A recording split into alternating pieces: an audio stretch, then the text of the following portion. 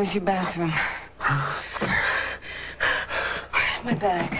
Al Pacino plays a detective who falls for Ellen Barkin, playing a woman who may be a serial killer of men in Sea of Love.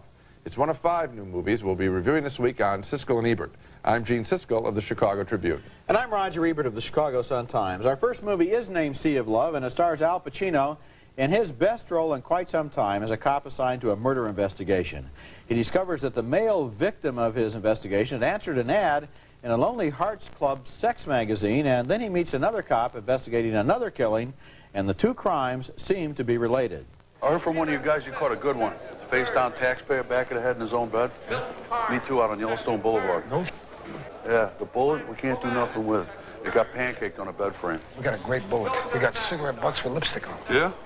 We didn't get any butts. Get any prints? Yeah, nothing showed up on the file. So. Let's compare them all. That's John Goodman, who plays Roseanne Barr's husband on television as the other cop. Together they get a bright idea. Why not run their own ad in the magazine, take out all the women who reply, and see if their fingerprints match the killers? You know, what's with the backup? What's with the wire? What's she gonna do, confess? Shoot me? We're in a restaurant. You make me happy, okay? Now, who's writing the ad? Who's the poet? Ellen Barkin stars in the movie as a woman who answers Pacino's ad. On their first date, something unexpected happens. He falls in love with her. I believe in animal attraction. I believe in love at first sight. I believe in this. And I don't feel it with you. Well, I'm hell on wheels once you get to know me, honey. It's nothing personal. Oh, come on. The mystery deepens. Evidence seems to point to Barkin as the killer, but Pacino wants to ignore the evidence and listen to his heart instead. What?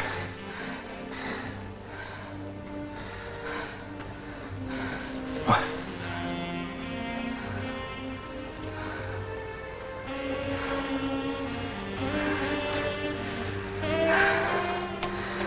What are you looking for? Oh, what are you doing? What are you looking for? Huh? Huh? What are you looking for? Huh? Like Jagged Edge and Fatal Attraction, this movie develops a lot of suspense out of the possibility that the hero has fallen in love with a killer, with a person who might wind up as his killer, and is totally vulnerable to the killer's secret instincts. The conclusion of The Sea of Love is not as clever as I would have liked. The solution to the mystery seems to appear from out of the woodwork, almost out of thin air, without playing fair with the audience in terms of the clues earlier in the film. But the movie itself is a chiller, a convincing mystery with good performances and convincing romantic chemistry between Pacino and Barkin. And Ellen Barkin, after this movie and The Big Easy, I think really emerges as a woman who has great passion on the screen. Well, you know, you said that they fall in love, or we're talking about them falling in love and all that. What I like about the film is that they don't exactly fall in love in a conventional way. These are 2 street-savvy New York characters that they're playing, and they're very tentative. I mean, you know, he's a cop, and we buy him as a cop, and this is what's so great about Pacino. Finally, after such a long time, a decade of meaningless roles, he's got a good juicy one here, and he's good at it. But I thought it was just really 2 strong adults locked in battle. Forget the mystery. You put your finger on the best part of the movie, which is the relationship between those 2 people in all of its complexities and in all of its implications, including the problem that is raised by the thriller itself. Right. But to say once again what disappointed me about the movie is at the ending you say, oh, come on. All right, but wait. In a way, they have to play fair, and although they technically play fair, they really have brought the killer in. I'm telling you, the tension level for me was not the mystery was there, of course, but the tension level was just to see 2 really strong adults go at it in a closed room, and what's going to happen? Well, I could ask you about your tension level, but I'm afraid I couldn't do it without giving away a secret about the movie, so I'll... It's a good picture. You know what I'm thinking of? No, I don't even want to know. Our next picture, we go from Sea of Love to a contemporary comedy called True Love, a slice of Italian-American life about a young couple in conflict as they plan to celebrate their wedding. This would like to be sort of a young people's version of Moonstruck, full of conflict and colorful characters. Well, here the main couple argues about his plans for his bachelor party. After Uncle Ben's party, I'm going to go out with my friends. It's going to be my last night out. Don't you understand? No. How many last nights you going to have, Michael? Oh, I don't believe this. What do you want? I'm going to be with you for the rest of my life. So, we can't be together tonight. What's the difference? Now, later, we're going to be together. That's what I'm saying. What's the big deal? That argument is credible, but the film really pushes credibility with an argument over mashed potatoes being served at the wedding. Now, you've selected a menu of prime rib, baby peas, and mashed potatoes. We often color the potatoes to match the colors of the wedding. Oh, yeah? But with rainbow, you can go with anything. Might I suggest a pale blue? Yeah, that's nice. Wait a minute. Pale. Did you say blue mashed potatoes? Yes. No. We're not having blue mashed potatoes at this wedding.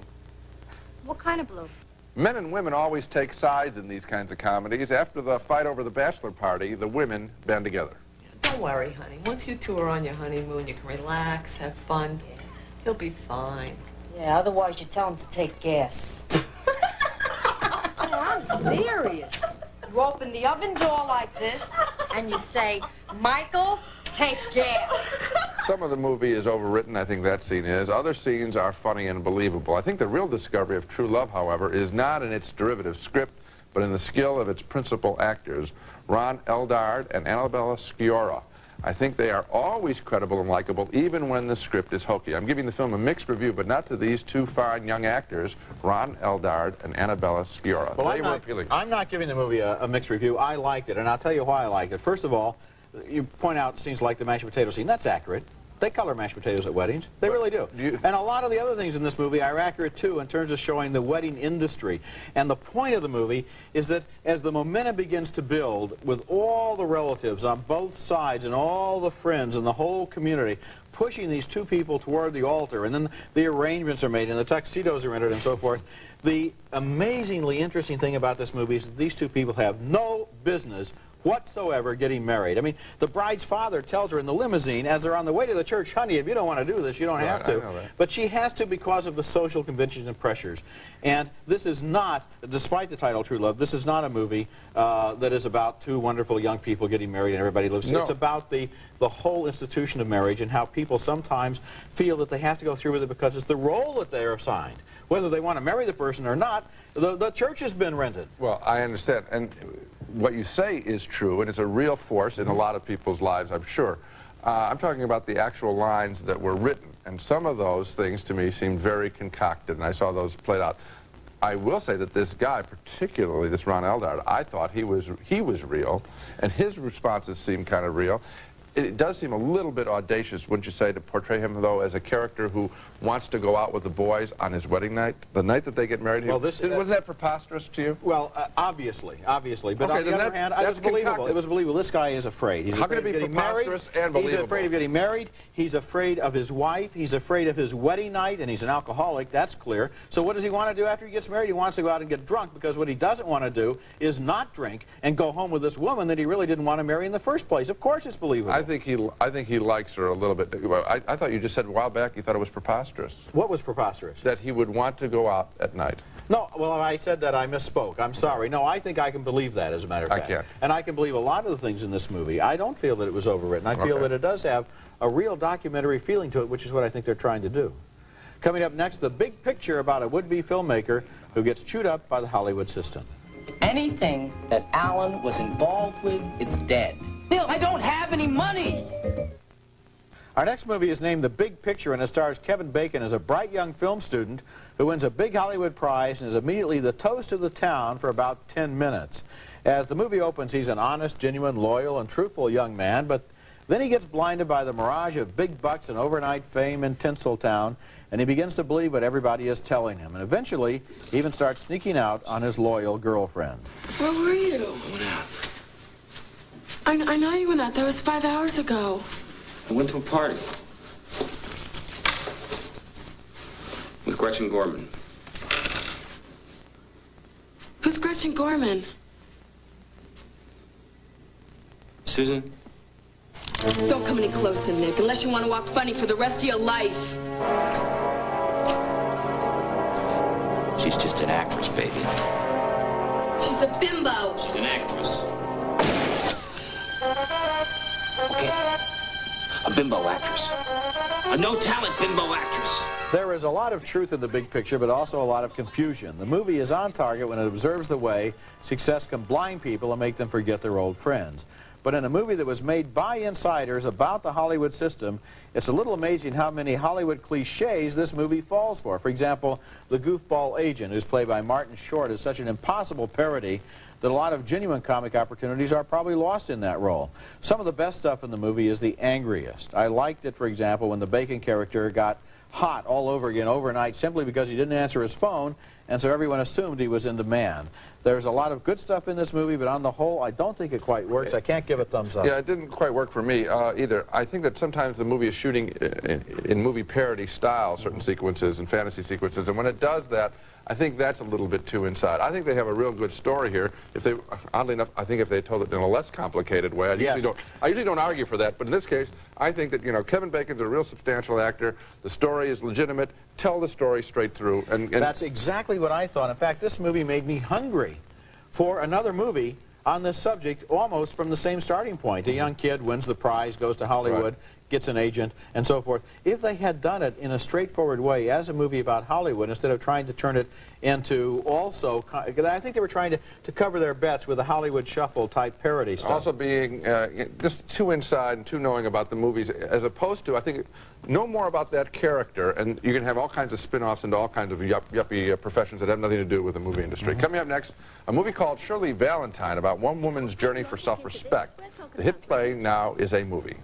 Marriage is like the Middle East. There's no solution. Our next film is called Shirley Valentine. It's based on the hit London and Broadway play that was a one-woman monologue about one woman's battle for self-respect. She's very glib as she talks to us about the everyday strains in her marriage. I always have my tea at 6 o'clock. So just think how exciting it'd be if for once you had it at 6:15. It'd make the headlines. World exclusive. Joe eats late. I think you're going round the bend. Oh, I do hope so. I've always wanted to travel. Deciding she needs a little change in her life, Shirley plans a trip to Greece and needs a passport photo. I think sex is like supermarkets. You know, overrated. Just a lot of pushing and shoving, and you still come out with very little at the end. That's a bit phony. Eventually, though, Shirley and a friend make it to Greece, where Shirley falls for a colorful restaurant owner. You come now, you late. I put food, wine on board. I wait down, but you don't come. Then, a realization. Shirley and me, we are going bed so late last night. Probably she's overslept. That's Tom Conti behind the mustache, and Pauline Collins repeats her Tony Award-winning role as Shirley Valentine. This is one of very few films that, for me, got better as it went along. That rarely happens. Shirley's speeches are gimmicky in the beginning, full of obviously written jokes. You can tell it's a play. Later, however, the jokes quiet down as we see Shirley relax on vacation. We see this very uptight character make a convincing argument for going easy on oneself, for giving oneself the time to breathe, time to relax, time to stop some of the negative behavior that keeps people from enjoying life. My only wish is that more of the obvious jokes had been cut from the script. My only wish is that the script had been cut and the movie had never been made. This, to me, was one of the most appallingly banal and painful movies I've seen in a long time, and I hated it from beginning to end. I hated it at the beginning when she's talking to the wall. I mean, that might work on the stage, but when she's in that right wall, I want to say, you know, I wanted to give her some advice. There's only a wall there. Then when she meets the guy in Greece, obviously they had to get an Englishman, Tom Conti, to play the role. No self-respecting Greek would play that incredible collection of Hellenic lover cliches. I was, you know, going around with his mustache, I want to take you for a boat ride, you know, and the sun sets as they're embracing each other in the surf. And then what happens?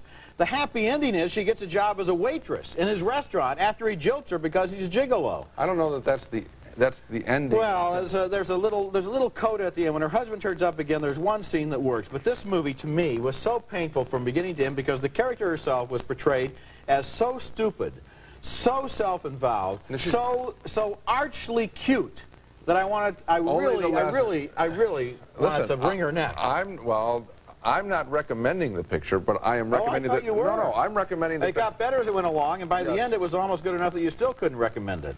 That's right. Okay. In other words, the beginning of the thing, when you say arch, I don't think she's stupid at all.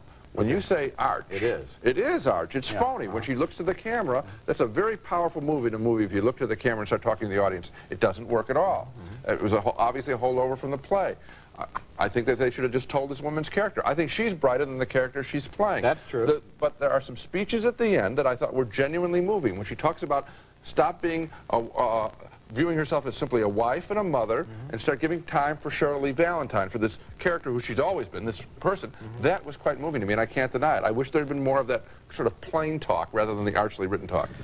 Okay, coming up next, the Rachel Papers, about an earnest young man who tries to win the girl of his dreams by sheer brain power. Getting a girl can be like, well, waging a full-scale campaign. Our next movie is called The Rachel Papers, and it tells the story of a young British man played by Charles Highway who knows he is not handsome or incredibly sexy, and so he decides to use brain power and his computer to win the battle of the sexes. He falls in love with a beautiful young girl played by Ione Skye and conducts his campaign with flowers, compliments, carefully chosen quotations of poetry, and a general attempt to convince her that he's an extraordinary and altogether irreplaceable human being. But she's an elusive target, and she seems to have another boyfriend somewhere around. Look, what's the story here? What are you talking about? I mean, it's a setup, right? Instead of this time, it's not just the forest. This time, your whole bloody family are in on it. No, it's not like that at all. Rachel?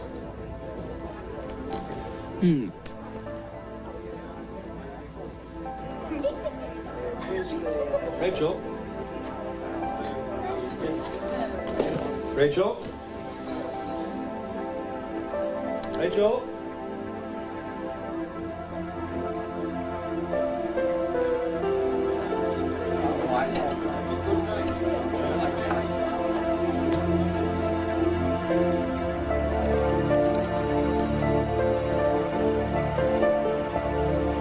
That was James Spader, a hot actor right now, as the boyfriend. The Rachel Papers has moments of comedy and charm, and I like the performances by Ione Skye and by a newcomer named Dexter Fletcher, who plays Charles Highway.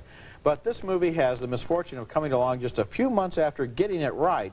Another movie about a lonely British outsider who tries to win love by being smarter than other people, and this movie is really not nearly as good. It's one of those films where the characters are taking so long to get to the point where you, and even they, know that they're obviously headed, that eventually you lose patience. Yeah, I lost a lot of patience with this. Not only isn't it as good as Getting It Right, I don't think it's as good, and this isn't much competition, as a lot of the Hollywood films about young people. I think this was sort of like a British attempt to do the standard, you know, Matthew Broderick, just speaking generically, young person on the make and caught up in relationships, and it wasn't flatly as entertaining. You can almost see why American films are dominating the rest of the world when here's a film that is really trying to be quite entertaining. It's not too complicated, and it's just not there. It's not particularly funny. Well, the central conceit in the movie, which also comes from a novel, is that the guy has a program on his computer and he has 16 questions that he asks about every single girl, and then you see the questions being filled in and then various strategies. The computer is totally irrelevant.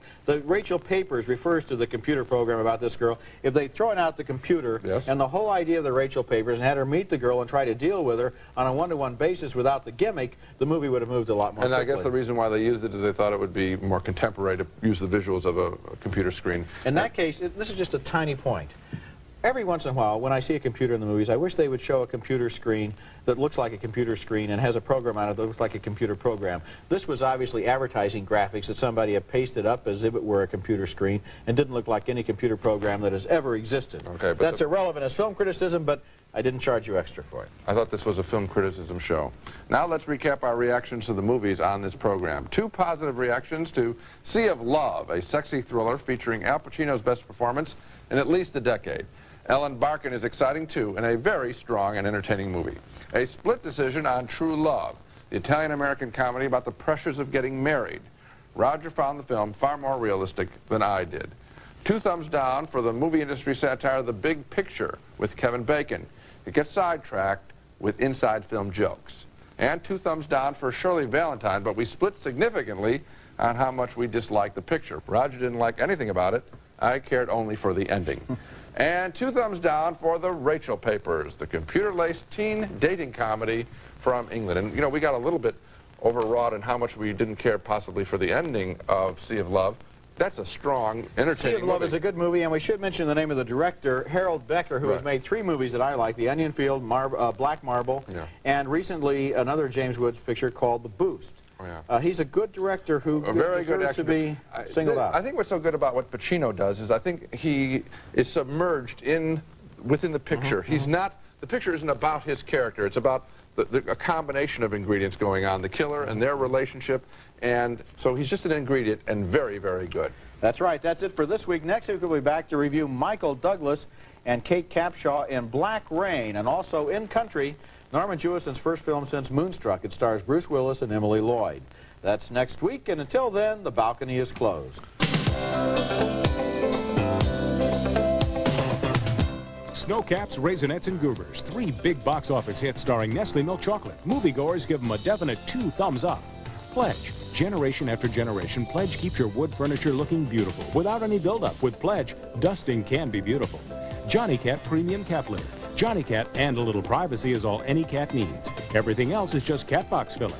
Give your home a splash of color and a scent of magic with Color Sense waste bags by Ruffy's. Perfect for the bedroom, bathroom, and kitchen. Color Sense.